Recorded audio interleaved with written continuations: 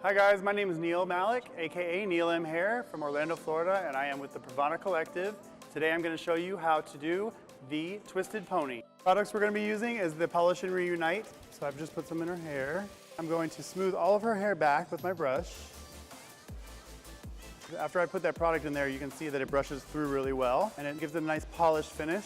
So after you've secured it all in the back, you're going to split the whole section in half. So you're creating two sections. Two sections in your hands. You're going to twist towards the face and then wrap away from the face. So it's very simple. You're going to do that for the whole ponytail.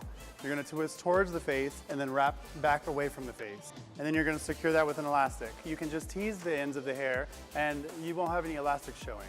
So to add some texture in her hair, I'm going to use fresh, dry shampoo. Now that I've added that texture in there, I'm going to deconstruct this ponytail. So I'm just going to take little sections that I'm pinching and pulling.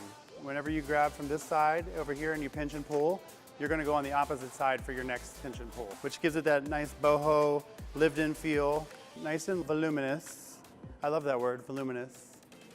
It's one of my favorite words. I'm going to grab a little bit more of the fresh, and I'm just going to match my textures here.